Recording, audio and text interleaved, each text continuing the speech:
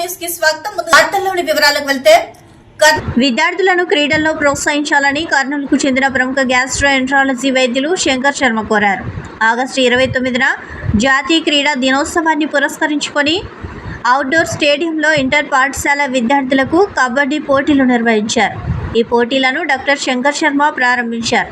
ఈ సందర్భంగా డాక్టర్ శంకర్ శర్మ మాట్లాడుతూ విద్యార్థులు చెడు అలవాట్లకు దూరంగా ఉండాలి అంటే క్రీడల్లో పాల్గొనాలని అన్నారు. క్రీడల్లో పాల్గొంటే ఏకాగ్రత పెరిగి చదువులో రాణిస్తారని తెలిపారు. విద్యార్థులకు సెల్ ఫోన్కు దూరంగా ఉండాలని, సోషల్ మీడియా ప్రభావంతో యువత చెడు అలవాట్లకు బానిస అవుతున్నారని తెలిపారు. క్రీడల్లో పాల్గొంటే ఎలాంటి పరిస్థితులనైనా ఎదుర్కోవడానికి విద్యార్థులు దృఢంగా ఉంటారని తెలిపారు. కబడ్డీ పోటీల్లో పాల్గొనేందుకు 16 జట్లు వచ్చాయి.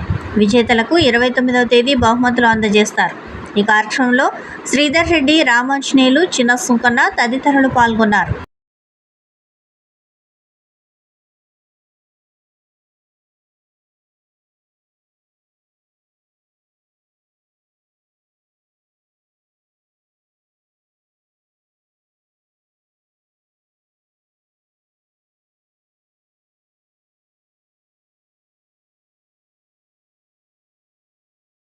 ముఖ్యంగా రేపు నేషనల్ స్పోర్ట్స్ డే 29వ తారీఖు జరిగే కార్యక్రమానికి మీకు మెడల్స్ అందజేయబడతాయి. స్పోర్ట్స్ అండ్ గేమ్స్ ఎంకరేజ్ చేయాల్సిన ఆవశ్యకత మన దేశంలో ఇంతకు ముందు కన్నా ఇప్పుడు చాలా ఎక్కువైంది. ఎందుకంటే యువత చెడు అలవాట్లకు బానిసలుగా మారే అవకాశం ఉన్న ఈ సమాజంలో ముఖ్యంగా సెల్ ఫోన్ వచ్చినాక ఆ రీల్స్ చేయడము, ఎప్పుడు యూట్యూబ్లో చూసుకుంటుండడము, యూట్యూబ్ షార్ట్స్ ఏదో వచ్చింది ఒకటి, దాంట్లో చూసుకుంటూ గంటల తరబడి పిల్లలు డిజిటల్ వరల్డ్లోనే ఉండొచ్చు. కూడా అదొక మహాసముద్రం, మరో ప్రపంచం. ఎలక్ట్రానిక్స్, డిజిటల్ మీడియా, డిజిటల్ అనేది సోషల్ మీడియా, సెల్ ఫోన్ ఇలాంటివన్నీ. కానీ ఇటువంటి తరుణంలో కూడా ఒక మచ్చు తునకగా స్పోర్ట్స్ గేమ్స్ మిగిలిన్నాయి. ఎందుకంటే ఏకాగ్రత అనేది, ఒక క్రమశిక్షణ అనేది కేవలం స్పోర్ట్స్ లోనే ఉంటుంది. కుల, మత, ప్రాంత భేదాభిప్రాయాలు ఏమీ లేకుండా మనమంతా ఒక దేశము, భారతీయులము అనే భావన ఒక స్పోర్ట్స్ వలన మాత్రమే కలుగుతుంది. స్పోర్ట్స్ అండ్ గేమ్స్ వలన. అదే కాకుండా ఈ బాలికలు వాళ్ళ భవిష్యత్తుకు బాటలు వేసుకుంటున్నారు. ఎందుకంటే కేవలం ఎక్సర్సైజ్ వలన చాలా బెనిఫిట్స్ జరుగుతాయి. మన బాడీ ఒక షేప్ లోకి వస్తుంది, మజిల్స్ ఇంప్రూవ్ అవుతాయి, ఏకాగ్రత పెరుగుతుంది, హ్యాపీ హార్మోన్స్ అనేవి రిలీజ్ అవుతాయి ఎక్సర్సైజ్ బాగా చేయడం వలన. అంటే హ్యాపీనెస్ ఇండెక్స్ అనేది, హ్యాపీనెస్ ఇది పెరుగుతుంది. బికాజ్ ఎప్పుడు కూడా మనిషి ఎన్నో మెదడులో చాలా ఆలోచనలు వస్తుంటాయి, కానీ ఆ మనిషికి ఒక రకమైన హ్యాపీనెస్ అనేది ఎప్పుడు కలుగుతుందంటే ఎప్పుడైతే వాళ్ళలో ఎక్సర్సైజ్ బాగా చేస్తారో ఆ ప్రజలు కూడా హ్యాపీగా ఉంటారు. ఎక్సర్సైజ్ చేసేవాళ్ళు ఆ థాట్స్ కూడా ఈవిల్ థాట్స్ రావు. సో అటువంటి మైండ్ కంట్రోల్ కూడా ఆటోమేటిక్ గా జరుగుతూ ఉంది. ప్లస్ ఈ గేమ్స్ లో ఆడేటప్పుడు బ్రీదింగ్ చాలా జాగ్రత్తగా తీసుకుంటారు. బ్రీదింగ్ అనేది ప్రాణాయామం, ప్రాణానికి ముఖ్యం బ్రీదింగ్. సో ఎప్పుడైతే బ్రీదింగ్ బాగా తీసుకుంటున్నారో లంగ్ పవర్ పెరుగుతుంది. లంగ్ పవర్ పెరిగిందంటే ఎక్సర్సైజ్ కెపాసిటీ పెరుగుతుంది, స్టామినా. రాయలసీమకు ముఖద్వారమైన కర్నూలు బస్టాండ్లో పారిశుద్ధ్యం పడికేయడంతో దుర్వాసన భరించలేక ప్రయాణికులు ముక్కు మూసుకొని ఊపిరి బిగపట్టుకొని పోవాల్సిన పరిస్థితి ఏర్పడిందని పట్టణ పౌర సంక్షేమ సంఘం నాయకులు ఇరిగినేని పుల్లారెడ్డి, సివి వర్మ, స్వచ్ఛంద సంస్థల ప్రతినిధి టి మద్దిలేటి ఆగ్రహం వ్యక్తం చేశారు. ఈ రోజు ఉదయం పట్టణ పౌర సంక్షేమ సంఘం ప్రతినిధి బృందం ఆర్టీసీ బస్టాండ్లో పర్యటించింది. ఈ సందర్భంగా వారు మాట్లాడుతూ ఒకప్పుడు రాజధాని రాష్ట్రంలో అతిపెద్ద 2వ ఆర్టీసీ బస్టాండ్, కానీ పేరు పెద్ద, ఊరి దిబ్బ అనే చందంగా తయారైందని ఆవేదన వ్యక్తం చేశారు. చెత్త పేరుకొనిపోయి దుర్వాసన వెదజల్లుతుందని ఈ సందర్భంగా వారు తెలిపారు. మూత్రశాలలు, మరుగుదొడ్లు శిథిలమై మురికి నీరు రోడ్లపై ప్రవహిస్తూ ఉన్నాయని అన్నారు. మూత్రశాలల్లో, మరుగుదొడ్లలో అడుగు తీసి అడుగు పెట్టే పరిస్థితి లేకుండా పోయిందని అన్నారు. బస్టాండ్లోనే ఉన్న ఆర్టీసీ అధికారులు చూసి చూడనట్లు బాధ్యతారహితంగా వ్యవహరిస్తున్నారని పేర్కొన్నారు. బస్టాండ్ సమీపంలోని కొందరు అధికారులు అర్జీలు ఇచ్చినా పట్టించుకోలేదని విమర్శించారు. బస్టాండ్లో బస్సులు ఎక్కడ పడితే అక్కడ నిలపడం వల్ల ప్రయాణికులకు ఇబ్బందిగా మారిందని అన్నారు. వెంటనే పారిశుద్ధ్యాన్ని మెరుగుపరిచి శిథిలమైన మూత్రశాలలు, మరుగుదొడ్లు, బస్టాండ్లో గుంతలను మరమ్మతులు చేయడంతో పాటు ప్రజలకు అందుబాటులో మరిన్ని మూత్రశాలలు, మరుగుదొడ్లు నిర్మించాలని జిల్లా ప్రజా రవాణా అధికారికి వినతి పత్రం అందజేశారు. ఈ కార్యక్రమంలో సంఘం నగర నాయకులు N Srinivasareddy, K Gopinath, S Shakir, S Jayaprakash Reddy, S Shamshuddin తదితరులు పాల్గొన్నారు.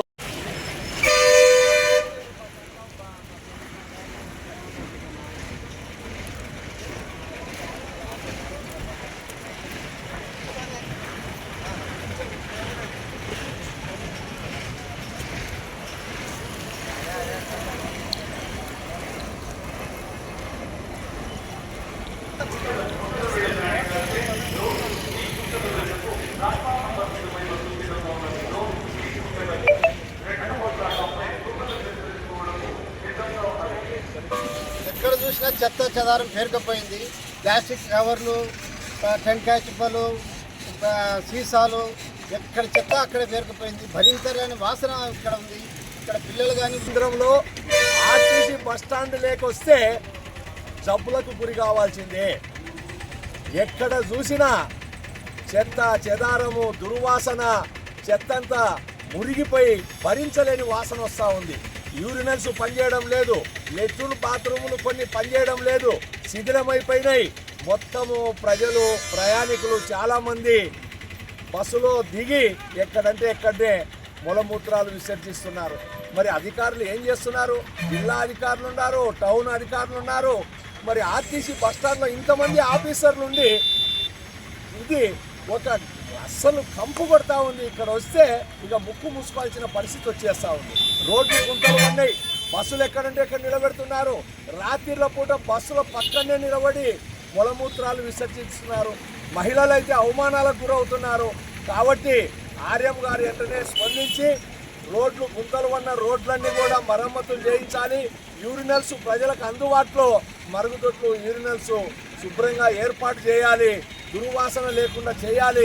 పారిశుద్ధ్యాన్ని మెరుగుపరచాలని చెప్పి పట్టణ పౌర సంక్షేమ సంఘంగా మేము మనవి చేస్తూ ఉన్నాం. ఇలాగే నిర్లక్ష్యం వహిస్తే ఆందోళన చేయాల్సి వస్తుందని చెప్పి మేము హెచ్చరిస్తూ ఉన్నాం. విద్యుత్ సంస్థలకు వ్యతిరేకంగా పోరాటం చేయడం ద్వారా 2000 సంవత్సరంలో విద్యుత్ పోరాటంలో అమరులైన రామకృష్ణ, బాలస్వామి, విష్ణువర్ధన్ రెడ్డిలకు అర్పిస్తున్న ఘనమైన నివాళి అని సిపిఎం జిల్లా కార్యదర్శి గౌస్ దేశాయ్ తెలిపారు. ఈరోజు స్థానిక సుందరయ్య భవన్లో సిపిఎం న్యూ సిటీ కార్యదర్శి టి రాముడు అధ్యక్షతన విద్యుత్ సంస్కరణ సభ జరిగింది. సభ కంటే ముందు రామకృష్ణ, బాలస్వామి, విష్ణువర్ధన్ రెడ్డి చిత్రపటానికి పూలమాలలు వేసి శ్రద్ధాంజలి ఘటించారు. ఈ సందర్భంగా జరిగిన సభను ఉద్దేశించి గౌస్ దేశాయ్ మాట్లాడుతూ ప్రపంచ బ్యాంక్ షరతులకు తలొగ్గిన నాటి తెలుగుదేశం ప్రభుత్వం విద్యుత్ సంస్కరణలను చేపట్టింది. వామపక్షాల ఆధ్వర్యంలో ఉమ్మడి రాష్ట్రంలో విద్యుత్ మహోద్యమం కోవెత్తున సాగింది. ఆగస్టు 28వ తేదీన హైదరాబాద్లోని బషీర్బాగ్లో విష్ణువర్ధన్ రెడ్డి, బాలస్వామి, రామకృష్ణలు అమరులయ్యారని ఆయన తెలిపారు.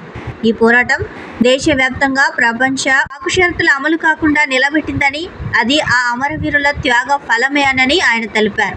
ఆ తర్వాత వచ్చిన ప్రభుత్వ విద్యుత్ భారాలు ప్రజలపై వేయాలి అంటే భయపడే పరిస్థితి వచ్చిందని, కొన్ని సంవత్సరాలు ప్రజలపైన భారం లేకుండా ఆ పోరాటం చేయగలిగిందని ఆయన తెలిపారు. రాష్ట్రం విడిపోయిన తర్వాత అధికారంలోకి వచ్చిన వైసీపీ, తెలుగుదేశం ప్రభుత్వాలు నేరుగా కాకుండా దొడ్డిదారిన ప్రజలపై విద్యుత్ భారాలు వేయడం కోసం మార్గాలు వెతుక్కున్నాయని ఆయన తెలిపారు. 2009లో రెండవసారి అధికారంలోకి వచ్చిన బీజేపీ ప్రభుత్వం 2021లో విద్యుత్ సంస్కరణలు దేశవ్యాప్తంగా తీసుకుని వచ్చే ప్రయత్నం చేసిందని, ఆ సంస్కరణను అందరికంటే ముందు రాష్ట్రంలో ఉన్న ఆనాటి వైసీపీ ప్రభుత్వం అమలు చేయడానికి పూనుకున్నదని ఆయన విమర్శించారు. ఛార్జీల పేరుతో 9,863 కోట్ల రూపాయలు భారాలు వేసిందని ఆయన విమర్శించారు. స్మార్ట్ మీటర్లు, వ్యవసాయ పంపు చెట్లకు మీటర్లు పెడుతూ ఉంటే తెలుగుదేశం పార్టీ అవే స్మార్ట్ మీటర్లు పెట్టడం కోసం పూనుకోవడం దుర్మార్గమైన చర్య అని ఆయన ఘాటుగా విమర్శించారు. రాష్ట్రంలో ఉన్న ఎన్డీఏ కూటమి ప్రభుత్వం స్మార్ట్ మీటర్ల విధానాన్ని తక్షణమే ఉపసంహరించుకోవాలని ఆయన డిమాండ్ చేశారు. తిరిగి ప్రజలపై భారం వేయాలని చూస్తే ప్రజల్ని సమీకరించి ఇండియా కూటమికి వ్యతిరేకంగా పోరాటం చేయడం ద్వారా మాత్రమే విద్యుత్ అమరవీరులకు అర్పిస్తున్న ఘనమైన నివాళి అని ఆయన తెలిపారు. సిపిఎం పార్టీ వామపక్ష పార్టీ కార్యకర్తలు ఈ విద్యుత్ విధానాన్ని వ్యతిరేకంగా రాబోయే కాలంలో పోరాటాలకు సిద్ధం కావాలని ఆయన పిలుపునిచ్చారు. ఈ కార్యక్రమంలో సిపిఎం జిల్లా కార్యదర్శి వర్గ సభ్యులు రామాంజనేయులు, రాధాకృష్ణ, నారాయణ, వెంకటేశ్వర్లు, జిల్లా నాయకులు ఆనంద్ బాబు, అరుణ, గోల్డ్ సిటీ కార్యదర్శి రాజశేఖర్ తదితరులు పాల్గొన్నారు. లేదు ప్రజలపైన భారత చట్ట ఉద్యమాన్ని తీసుకురావడం కోసం ఈరోజు ప్రతిన గుణాలని చెప్పేసి మన పార్టీ రాష్ట్ర కమిటీ నిర్ణయించింది. ఎందుకంటే మనకు కొత్తగా వచ్చిన తరానికి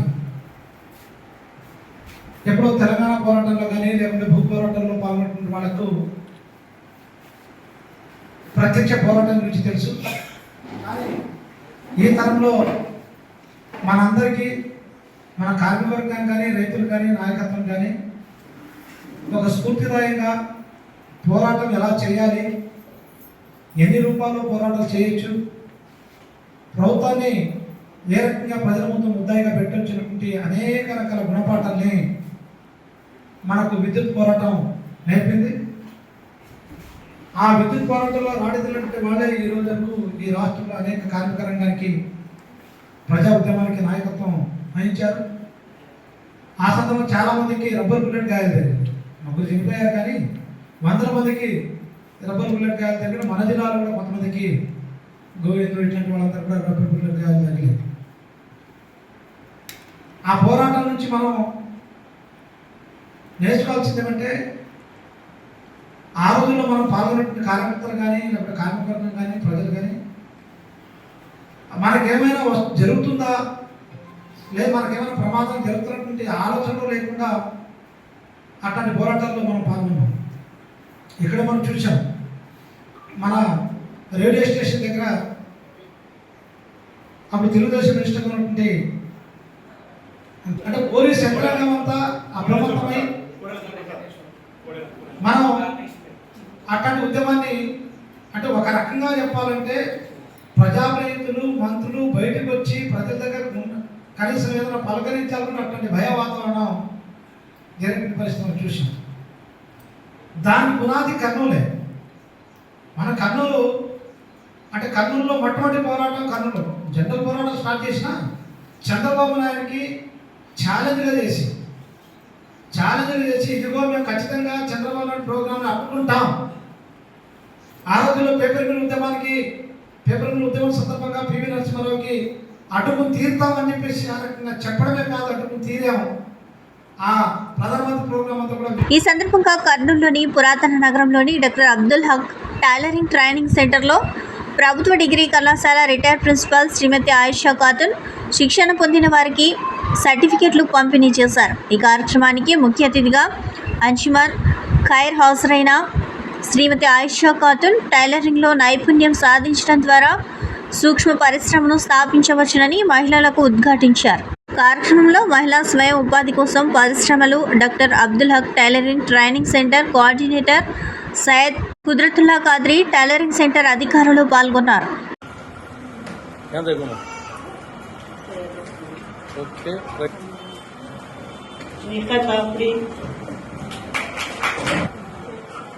Sheikh Shehnaaz,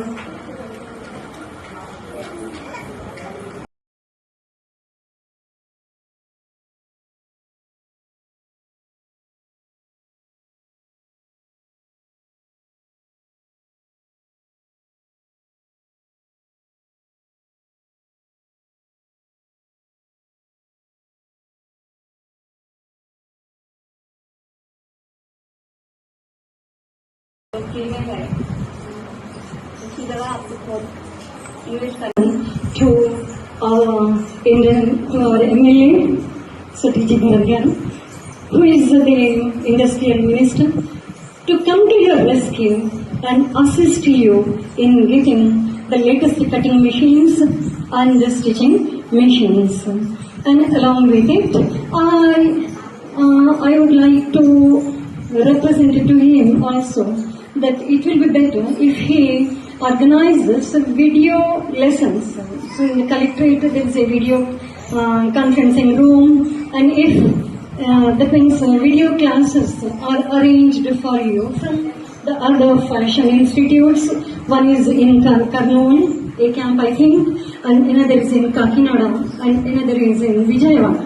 And from those fashion institutes, Kurnool KIFT, Kurnool Institute of Fashion Technology. So you got the things got training in tailoring. So you have learned fashion designing,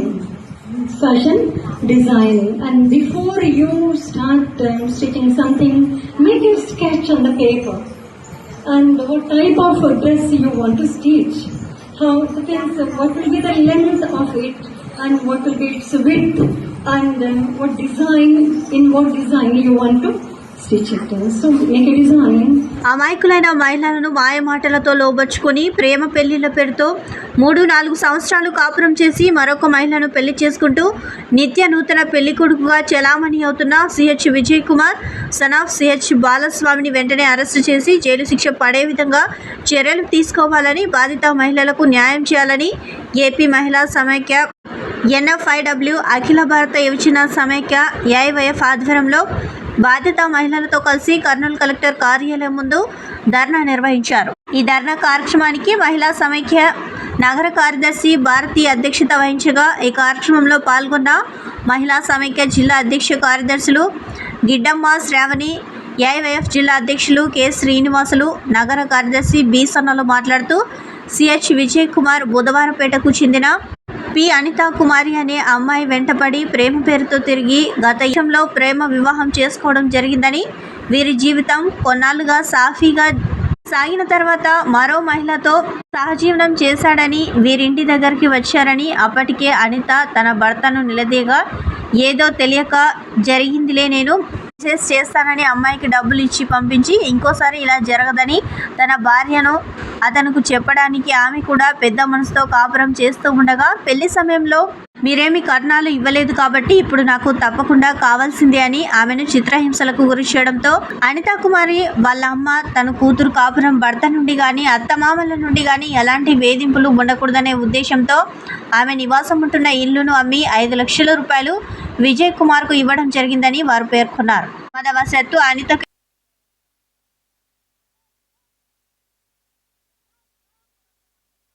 ఈ అమ్మాయి భర్త 3 పెళ్ళిళ్ళు చేసుకొని 4వ పెళ్లి చేసుకోవడానికి ఈ అమ్మాయిని 2017లో పెళ్లి చేసుకొని 4 సంవత్సరాలు కాపురం చేసి తదనంతరం 3వ పెళ్లి కూడా చేసుకున్నాడు. అతను ఇట్లనే మగాడు మృగాలుగా మారి ఇట్లనే ఎన్ని పెళ్ళిళ్ళు చేసుకుంటా పోతాడని మేము మహిళా సమైక్యగా డిమాండ్ చేస్తున్నాం. ఈ అమ్మాయి నాకు న్యాయం ఏమి, ఇట్లా నువ్వు ఎన్ని పెళ్ళిళ్ళు చేసుకుంటావా అని అంటే ఈ అమ్మాయిని నువ్వు ఏం చేసుకుంటావో చేసుకోపో, నేను ఎన్ని పెళ్ళిళ్ళైనా చేసుకుంటా, నువ్వేమో నన్ను అనడానికి అని చెప్పి ఈ అమ్మాయిని చాలా దారుణంగా కఠినంగా శిక్షించడం జరిగింది. కాబట్టి మేము మహిళా సమైక్యగా ఈ అమ్మాయి తరఫున పోరాటం చేయడానికి వచ్చినాం. సిహెచ్ విజయ్ కుమార్ అనే అబ్బాయి ఇట్లా ఫస్ట్ ఒక అమ్మాయితో సహజీవనం చేసి ఆమెకు భరణం కట్టించి పంపించినాడు. 2వ పెళ్లి ఈ అమ్మాయి అనిత కుమార్ని పెళ్లి చేసుకున్నాడు. ఈ అమ్మాయి కొంచెం యాక్సిడెంట్ అయ్యి మంచం మీద ఉన్న తరుణంలో మళ్ళీ 3వ పెళ్లి కూడా చేసుకున్నాడంట. తెలుసుకొని ఈ అమ్మాయిని అనితా కుమార్ అనే అమ్మాయి 4 నెలల కిందట మహిళా పోలీస్ స్టేషన్లో కంప్లైంట్ ఇచ్చింది. కానీ అతను మాత్రం ఎక్కడ స్పందించడం లేదు. ఎన్నిసార్లు పిలిచినా మనకి దారికి రావడం లేదు. మా ప్రధానమైన డిమాండ్ అనితా కుమార్కి జీవనాధారం కల్పించాలి. ఆ పాప నాకు భర్తే కావాలంటుంది, వాడేమో నాకు వద్దంటున్నాడు. కాబట్టి అతనన్నా వచ్చి చూసుకోవాలా, లేదా అమ్మాయికి జీవనాధారం కల్పించాలి. ఈమె ఒంటరి మహిళలు, వీళ్ళు 3 తండ్రి లేడు, ఆ పాపకి పెళ్లి కాని చెల్లెలు ఉంది, తల్లి వృద్ధాప్యంలో ఉంది. ఆ అమ్మాయి ఎట్లా బతుకుతుంది? వాడేం నిత్య నూతన పెళ్లి కొడుకులాగా ఎన్ని పెళ్లిలైనా చేసుకుంటే వాడిని అడిగే వాళ్ళు లేరనే వాడి ధైర్యం. కాబట్టి మేము మహిళా సమైక్యగా డిమాండ్ చేసేది ఏముందంటే అనితా కుమార్కి కంపల్సరీగా న్యాయం జరిపించాలని మేము ఈ తరుణంలో డిమాండ్ చేస్తాము. ఇప్పుడు ఇంకొక పెళ్లి చేసుకుని అక్కడ హైదరాబాద్లో ఆ అమ్మాయితో కలిసి ఉంటున్నాడు. నాకంటూ ఏ ఆధారం చూపించట్లేదు. అనిత కుమారి సార్, నా భర్త విజయ్ కుమార్ వచ్చేసి ఇంకొక పెళ్లి చేసుకున్నాడు సార్. నాకు న్యాయం కావాలి. పోలీసుల దగ్గరికి వెళ్తుంటే కూడా నాకు న్యాయం జరగట్లేదు. నేను చనిపోదాం అనుకున్న టయానికి అక్క వాళ్ళు అప్రోచ్ అయ్యి నేను కనుక్కొని మహిళా మండలి దగ్గరికి వచ్చినందుకు ఇంతవరకు పోరాడుతున్నారు. నాకు నా భర్త కావాలి, లేని పక్షాన నాకు ఒక జీవనాధారం చూపించాలి. మా అమ్మకు నాకు ఎవరు లేరు సార్ తోడుగా. నాకు ఏదో ఒక న్యాయం జరగాలని కోరుకుంటున్నాను. అవినీతి RIOను సస్పెండ్ చేయాలని 3 మెన్ కమిటీలో అధికారులకు డెమోక్రటిక్ స్టూడెంట్స్ ఫెడరేషన్ ఆధ్వర్యంలో వినతి పత్రం ఇవ్వడం జరిగింది. ఈ సందర్భంగా డిఎస్ఎఫ్ రాష్ట్ర అధ్యక్షుడు మహేంద్ర నాయుడు మాట్లాడుతూ ఆర్ఐఓ గురవయ్య శెట్టి వచ్చినప్పటి నుంచి పరీక్షలు నిర్వహించి స్పాట్ వాల్యుయేషన్లో పనిచేసేటటువంటి క్యాంప్ బాయ్స్కు రెమ్యునరేషన్ ఇచ్చేటువంటి విషయంలో ఒకే పేరుకు సంబంధించి ఒకే అకౌంట్ డీటెయిల్స్ బోర్డుకి పంపి సంబంధించిన డబ్బులు ట్రాన్స్ఫర్ చేయించుకొని దోచుకున్నారని అన్నారు. అలాగే కాన్ఫరెన్షియల్ మెటీరియల్ తరలించేటువంటి విషయంలో రవాణా ఖర్చులు ప్రైవేట్ కార్పొరేట్ సంస్థలకు ఇవ్వకుండా ఒకే ఇన్సల్ ఉన్న పేర్లకు మిగిలిన డబ్బులు బోర్డుకు పంపకుండా వారికి సంబంధించిన అకౌంట్లకు బదిలీ చేసి ఆ డబ్బులు దోచుకున్నారని విమర్శించారు. విద్యా సంస్థలపై విచారణ పేరుతో పోస్టును అడ్డం పెట్టుకుని డ్రైవర్ రాంబాబుతో కలిసి ప్రాక్టికల్ సమయంలో అలాగే ఎగ్జామినేషన్ సమయంలో ముక్కుపిండి వసూలు చేశారని అన్నారు. డ్రైవర్ రాంబాబు ఫోన్పేను విచారణ జరపాలని, తక్షణమే కమిటీ అవినీతికి నాంది పలుకుతున్నటువంటి గురవయ్య శెట్టి మీద నిజాయితీగా విచారణ జరిపి సస్పెండ్ చేసి చర్యలు తీసుకోవాలని కోరడం జరిగిందని అన్నారు. లేని పక్షంలో దశల వారీగా ఇంటర్మీడియట్ బోర్డు కార్యాలయం ముందు ధర్నాలతో పాటు విద్యాశాఖ మంత్రి క్యాంప్ ఆఫీసును కూడా ముట్టడించవలసి వస్తుందని హెచ్చరించడం జరిగింది. ఈ కార్యక్రమంలో డిఎస్ఎఫ్ జిల్లా ఉపాధ్యక్షులు ఉదయ్, విద్యార్థి సంఘం రాష్ట్ర నాయకులు సాకే హరి, చిన్న, అంచి, భాస్కర్, మెహబూబ్ తదితరులు పాల్గొన్నారు. పార్టీకి తొత్తుగా వ్యవహరిస్తూ వైఎస్ఆర్సీపీ అధికారంలో ఉన్నప్పుడు నాయకులకు ఉడిగం చేసినటువంటి ఆర్ఐఓ గారి పైన సమగ్ర విచారణ జరిపించాలి అని దశల వారీగా కలెక్టర్ గారిని, ఆర్జేడీ గారిని, ఇంటర్మీడియట్ బోర్డు కమిషనర్ గారిని కలవడం జరిగింది. ఆయన అవినీతి పైన విచారణ జరిపించి ఇంటర్మీడియట్ బోర్డును కాపాడాలని మేము దశల వారీగా కూడా పోరాటాలు చేయడం జరిగింది. అయితే ఇక్కడ ఎవరైతే ప్రశ్నిస్తున్నారో వారి మీద భయప్రాంతాలకు గురి చేసే విధంగా ప్రయత్నం చేస్తున్నటువంటి ఆర్ఐఓ మరి ఇక్కడ ఎవరైతే బోర్డు గారికి, కమిషనర్ గారికి కంప్లైంట్ చేస్తే వాళ్ళని కూడా భయపడించడం జరిగింది. అవినీతిని కప్పిపుచ్చుకోవడానికి ప్రయత్నం చేస్తున్నటువంటి ఆర్ఐఓను మొదటగా సస్పెండ్ చేయండి. సస్పెండ్ చేసిన తర్వాత విచారణ చేయాలని చెప్పి ఈరోజు డిఎస్ఎఫ్కి డిమాండ్ చేస్తున్నాం. ముఖ్యంగా ఈ జిల్లాలో స్పాట్ వాల్యుయేషన్ పేరుతో బాయ్స్ని ఉపయోగించుకొని ఆ బాయ్స్కి డబ్బులు ఇవ్వకుండా ఒకే అకౌంట్కు ట్రాన్స్ఫర్ చేసి సెంట్రలైజ్ ద్వారా ఈరోజు అవినీతికి పాల్పడడం జరిగింది. ఇక్కడ చూసుకున్నట్టయితే కే విఘ్నేష్ అనే ఒకటే అకౌంట్కి ఒకే ఎఫ్సి కోడ్కి ఒకే వ్యక్తికి ట్రాన్స్ఫర్ ఏ విధంగా అవుతాయని మేము ప్రశ్నిస్తూ ఉన్నాం.